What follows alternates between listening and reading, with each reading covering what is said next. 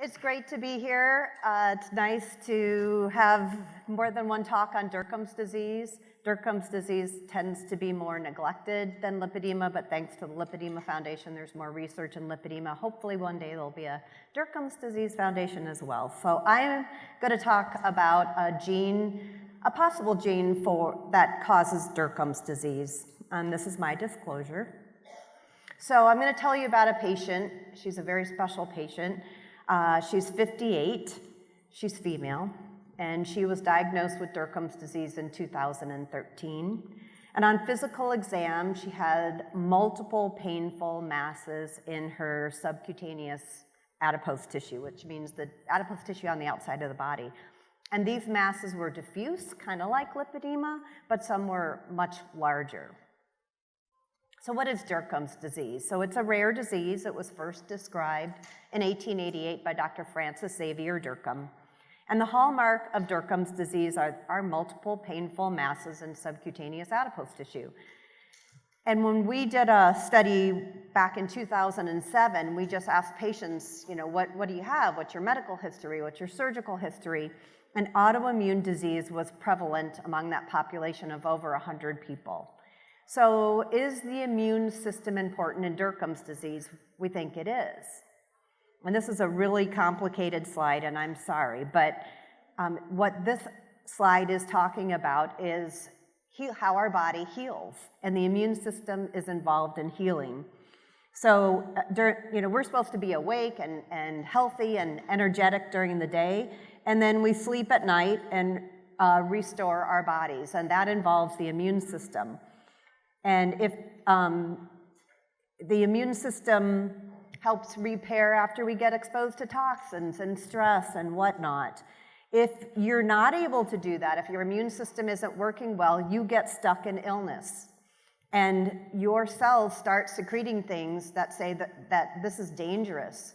And so this is called the cell danger response, and there's 3 different phases of it. If you get stuck in the first phase, then you get a lot of necrosis in your tissue, maybe a lot of pain.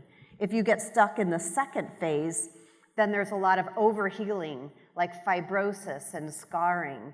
And if you get stuck in the third phase, there's a lot of inflammation. This is not a good phase to be in, and this is where a lot of the painful disorders fit, and I think Dercum's disease really fits in this cell danger response 3 phase. And the way you go through phases are there's these quote-unquote gates, and these gates kind of feel the environment. They involve the mitochondria, and if your gate says, hey, everything's pretty good, you continue around the healing cycle. If your gate's like, hey, there's a lot of bad stuff still going on, then you don't progress through this healing cycle, and you don't heal. So you have a healing disorder, and that's what we think Dercum's disease is. And this theory was actually proposed by Dr. Robert Navio, and he's at the University of California, San Diego. So here's the patient history, and this is kind of select. Hers is a little bit more complex, but she has a lot of things going on, and that's common in patients with Dercum's disease. So she's a compound heterozygote for MTHFR, so she's not methylating very well. And she had Behçet's vasculitis, which is ulcers commonly in the mouth and elsewhere. And that is a cell danger response 3 phase. So she's stuck in that phase. She has, you can kind of read through this, but she also had Lyme disease and other infections. That's a cell danger response 1 disease. She took the fibromyalgia or FMA test, which is available to anybody.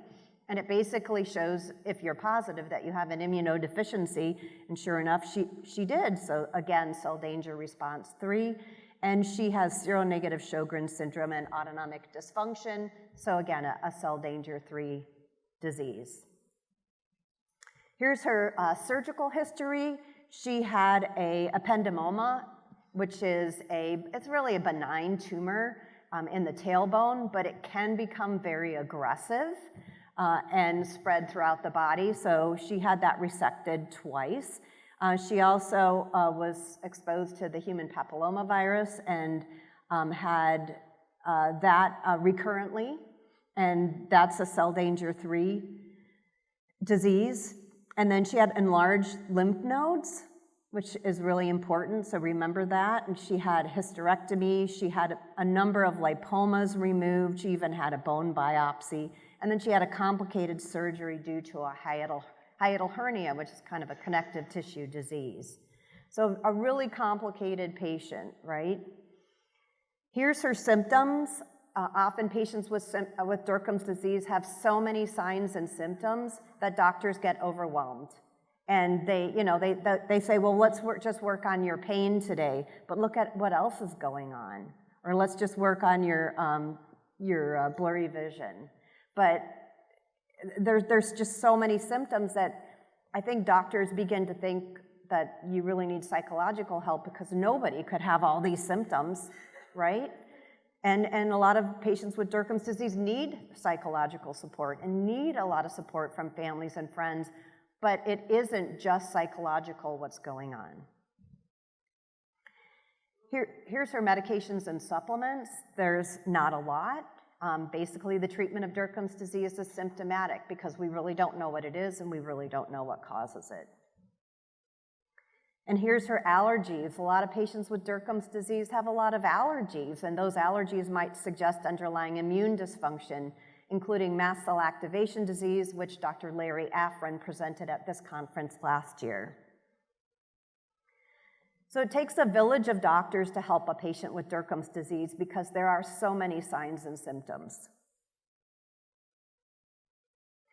So this patient went on to do genetic testing, and she had her whole exome sequenced by Ambry Genetics, and only one variant showed up, FTL, for ferritin levels, iron metabolism, and that was it.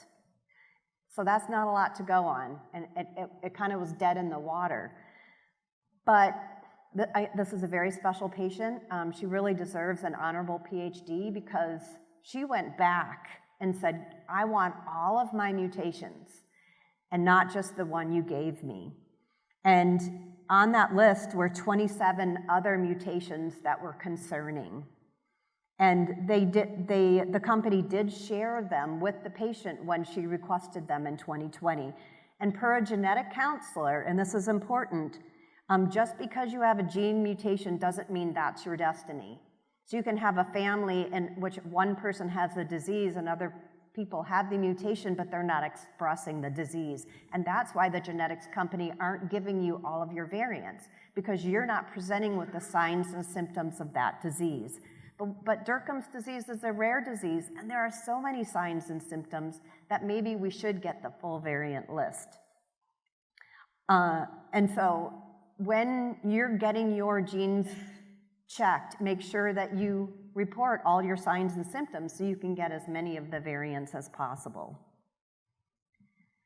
So then she had a cancer panel done at Mayo Clinic, and another variant came up, APC. So now she's got APC and FTL, that's it.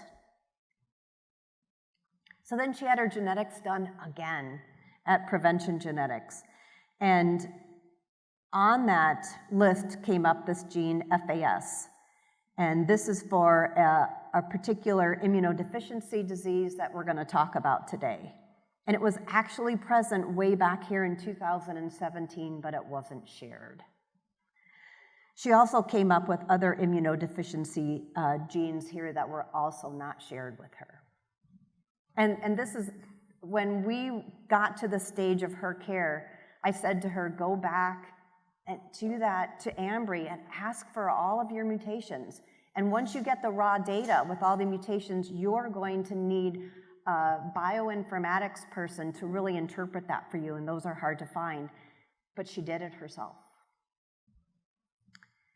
So what is FAS? FAS is a cell surface death receptor for lymphocytes, which are one of your immune cells. And she got this from her mother. So it was maternally inherited, and this variant is currently not reported in the literature. If you have a mutation in the death receptor, you can develop autoimmune lymphoproliferative syndrome. And that means you get a lot more lymphocytes because they're not dying, because that death receptor is not working. Early on, you can develop splenomegaly and hepatomegaly because there's too many lymphocytes in the lymphatic system. And the liver and spleen are both very important in regulation of immune cells as an adult.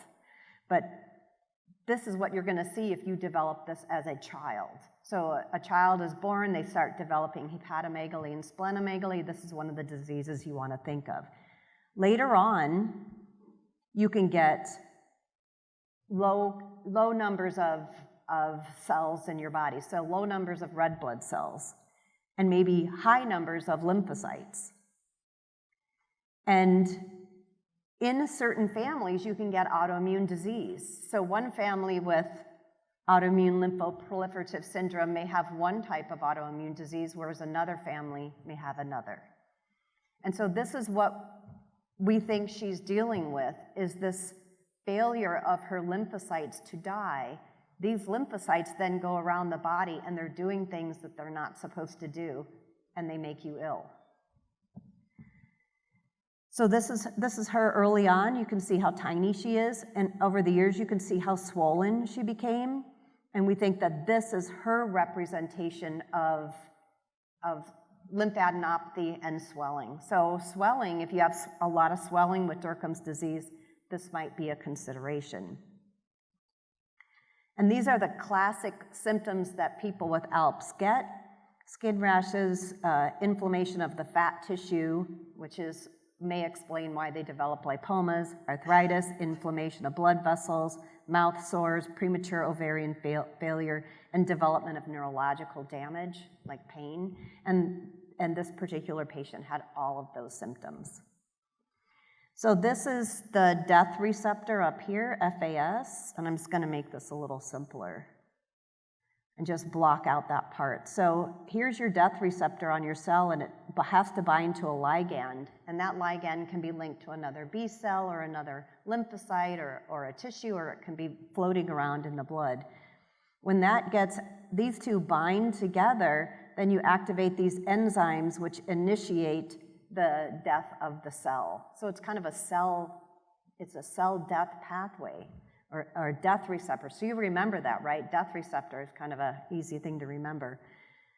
And it's highly expressed in B and T cells, and it's really critical that these lymphocytes die, that they don't start responding to you and to your body and causing damage.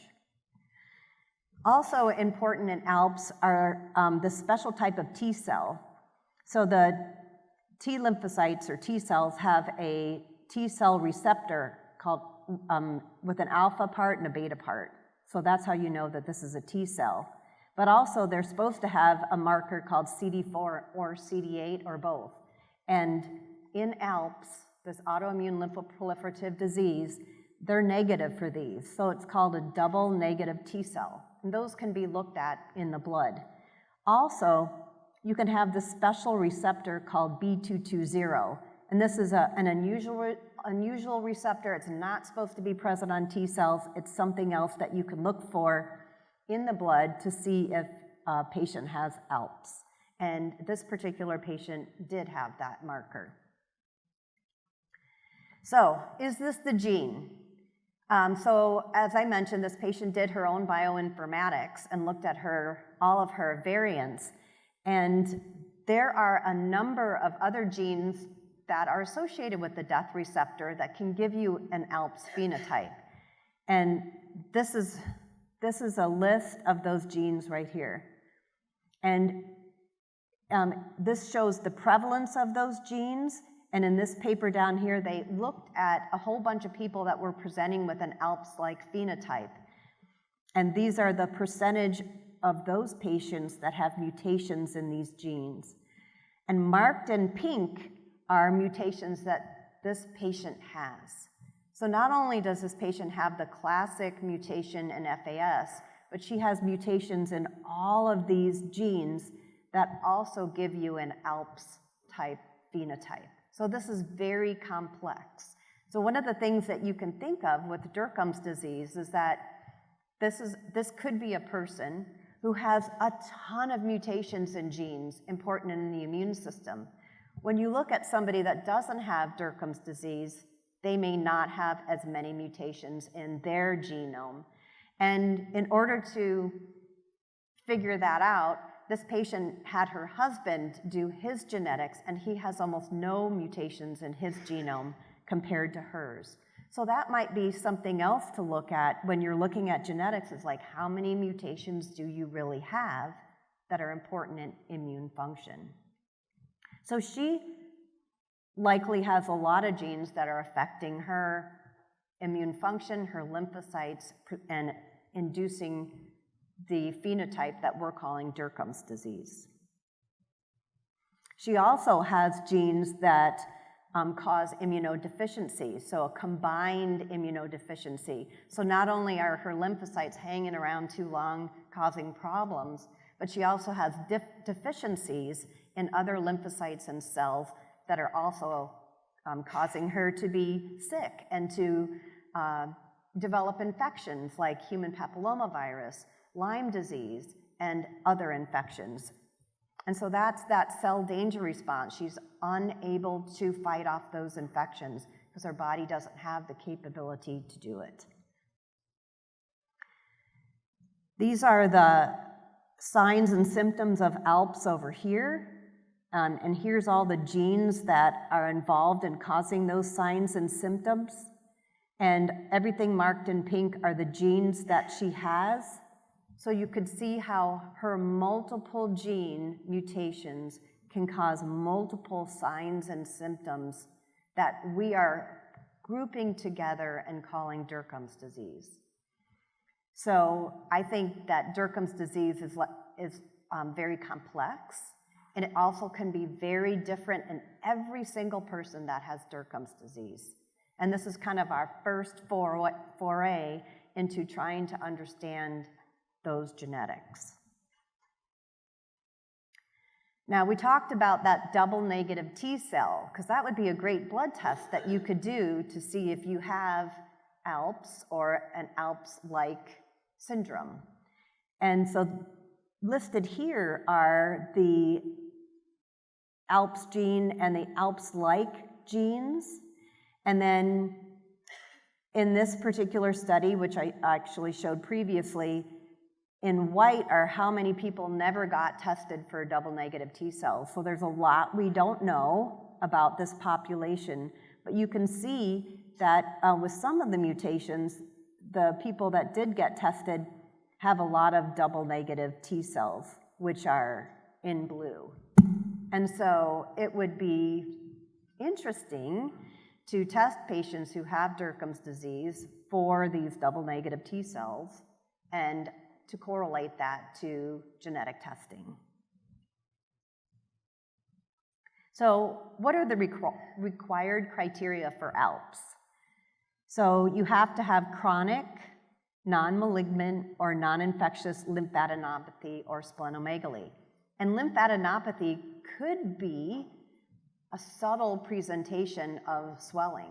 So people who are swelling for unknown reasons, they don't have vein disease, they don't have lymphedema, but they still are experiencing swelling, that would be a patient that you would want to consider Alps or an Alps-like phenotype in. And my patient definitely had that. And then you have to have elevated double negative T cells. And so that's why that might be a good initial blood test to look at for people as a screen. She actually had a relatively normal level of double negative T cells, but she had that B220 receptor on her T cells, which they can look for. And so she satisfied that criteria. And she can correct me if I'm wrong on that, because she's here in the audience. And then the accessory criteria are defective lymphocyte apoptosis, and that is a functional assay that can be done on your blood. So they remove your lymphocytes and they see if those lymphocytes have defective apoptosis. And hers did not have complete defective apoptosis, but she had about 40% of her lymphocytes that could actually apoptose. So she doesn't have a 100% problem with her lymphocytes, but it's partial, and that may explain why she developed this more as an adult than as a child. And you also have to have a germline mutation, and so obviously she had a mutation in FAS. And then there's 4 secondary or accessory criteria, and she had elevated B12. And so she had a cytokine panel run at Mayo Clinic, but her B12 was also found to be elevated. You can also have typical immunohistological findings on a biopsy. So this gives us something else to look at on a biopsy, kind of a targeted look at the biopsy rather than just looking and saying it's fat tissue. There can be autoimmune cytopenias and elevated immunoglobulin G levels, and then family history of non-malignant or non-infectious lymphoproliferation and autoimmunity. So basically a family member who also had it is an accessory criteria. So why is B12 elevated in Alps? So patients with Alps have a lot of laboratory abnormalities, which I mentioned. B12 levels can be up to 15 times the upper reference level. Your B12 circulates in your blood bound to transcobalamin and haptocorin, and it binds the majority of B12 in the blood, this haptocorin. And if you look at people with Alps and their relatives or compare them to controls, they have higher B12 levels than anybody. And the reason is that those lymphocytes, which are not dying off, are actually producing haptocorin and secreting it into the blood, binding up B12. So elevated B12 levels when you're not taking B12 is another sign that there may be immune system dysregulation with the lymphocytes, and that's an easy test to do. And I have one other patient with an elevated B12 level, and I hope she's listening and contacts me. So what's the treatment? So that's one of the most important things, right? Is that if there's a gene, then there's a treatment, and that's the problem with with all diseases. Just because you find the gene doesn't mean there's a targeted treatment.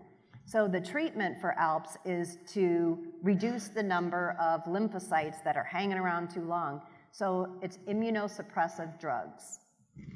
So prednisone is something that's often started first.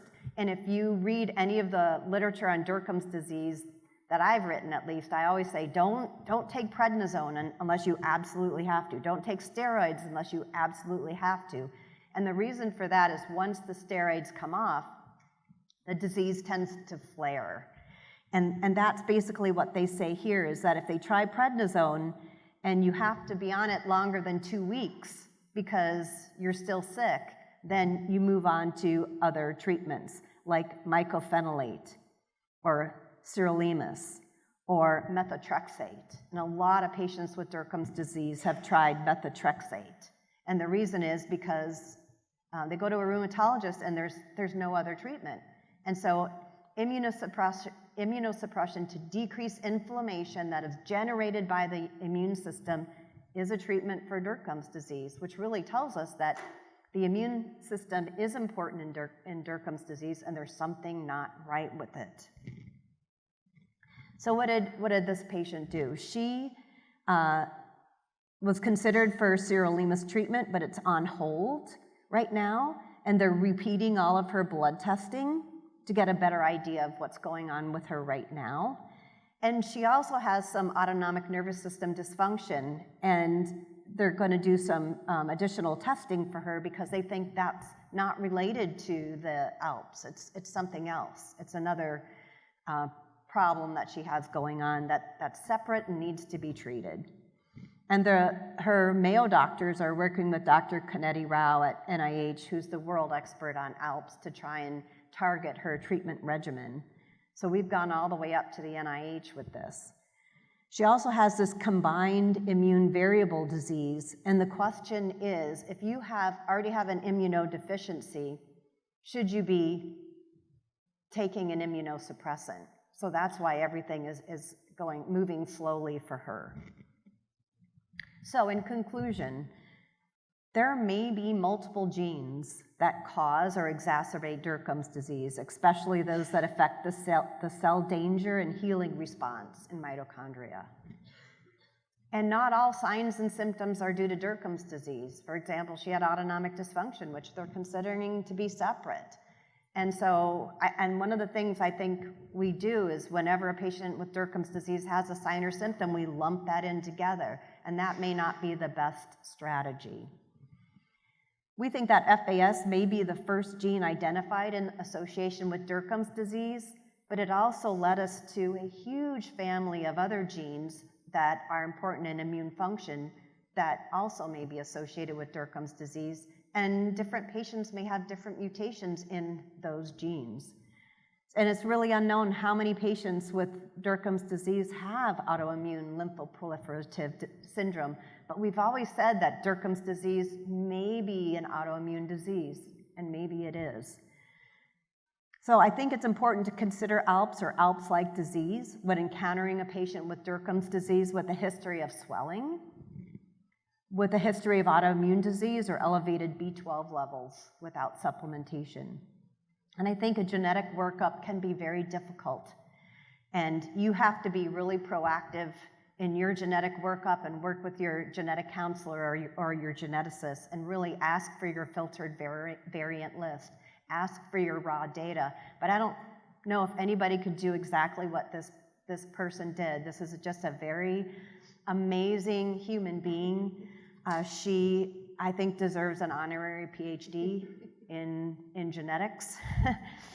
And I think we can all learn from her, and I hope that we will continue to interact with her in the future and help other patients who have Dercum's disease.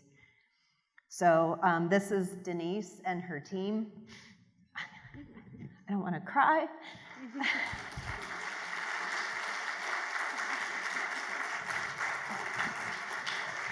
And really, I don't think that we would have gotten this far without Denise's husband and his support for her over the years. He's just been really incredible.